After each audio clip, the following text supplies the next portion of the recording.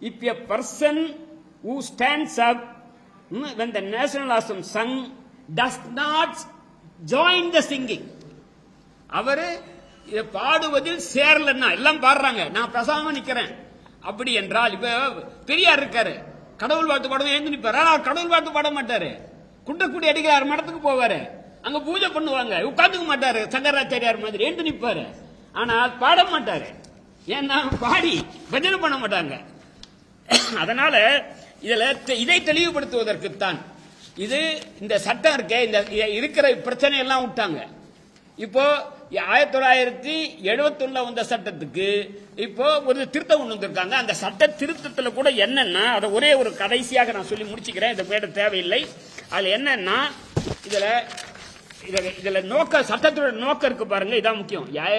அவரேனும், இதான் முக்கியமான வார்த்தை, இன்டென்ஷனலி, வேண்டுமென்றே அவமரியாதை செய்ய வேண்டும் என்று, வேண்டுமென்றே அவமரியாதை செய்யணும், சாதாரணம் அல்ல. இப்போ நம்ம ஒரு பாடல் இசைக்குது, அந்நேரத்துக்கு செல்போன் அடிக்குதுன்னு வச்சுக்கோங்க, அவமரியாதை சொல்ல முடியாது. வேணும் அடிக்குது, யாரோ பண்றான், நீ வந்து சுவிட்ச் ஆஃப் பண்ணி வைக்கல அல்லது சவுண்ட்ல நிறுத்தி வைக்கல. அதனால இன்டென்ஷனலி என்ன பண்ணக்கூடாது, ரெண்டு செய்யக்கூடாது. ஒன்னு பாடுறவனை தடுக்க கூடாது, போய் டேய் பாடாதடா அப்படின்னு சொல்ல, அதை நம்ம சொல்ல, யாருமே சொல்ல, போய் தடுங்க அப்படின்ட்டு. எந்த பாடானா பாட்டிக்கும்.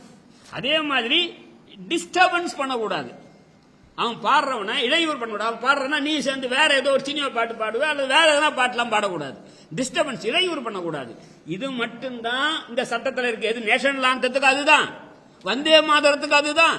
எனவே எல்லாருக்கும் தெளிவுபடுது என்னன்னா, நீங்கள் இந்த சட்டத்தை கண்டு அஞ்ச வேண்டாம், கடந்து போகலாம், தூக்கி எறியலாம். அது ஒன்றும் நமக்கு ஒன்றும், நாம் மதிக்கிறோம், அரசமைப்பு சட்டத்தை மதிக்கிறோம், தேசிய கொடியை மதிக்கிறோம், தேசிய கீதத்தை மதிக்கிறோம், இன்னும் கேட்டால் வந்தே மாதரத்தின் முதல் 2 பத்தியை மதிக்கிறோம், மகாகவி பாரதியின் முழு வந்தே மாதரத்தை மதிக்கிறோம். எனவே இதை தெளிவுபடுத்துவதுதான் இந்த செய்தியாளர் சந்திப்பின் நோக்கம். நன்றி, வணக்கம்.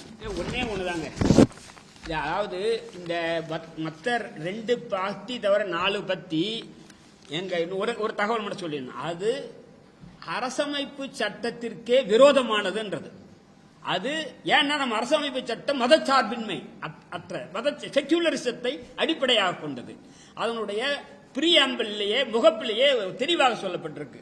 ஆனால் இந்த வந்தே மாதத்தை இவங்க சொல்ற வந்தே மாதரம், அவங்க முதல் 2 பத்தி இல்லாத மீதி இருக்கக்கூடிய 6 பத்தியும் சேர்ந்து அப்படின்னு சொல்லல. இன்னும் கேட்ட சட்டத்தை கூட அப்படி சொல்ல, வந்தே மாதரம் பாடல்ன்றாங்க, அது 2 பத்தியா 6 பத்தியான்னு சொல்ல. நம்ம அவங்க 6 பத்தின்னு சொன்னாங்கன்னா நாளைக்கு அது அரசமைப்பு சட்டத்திற்கும் விரோதமானது.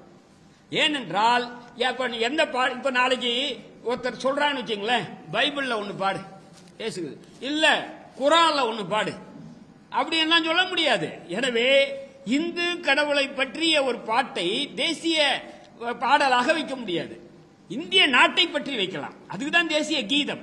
அதே மாதிரி வந்தே மாதத்தை இந்திய நாட்டினுடைய பெருமைகளாக சொல்லலாம். எனவே அரசமைப்பு சட்டத்துக்கு விரோதமானது என்பதை பதிவு செய்யலாம்.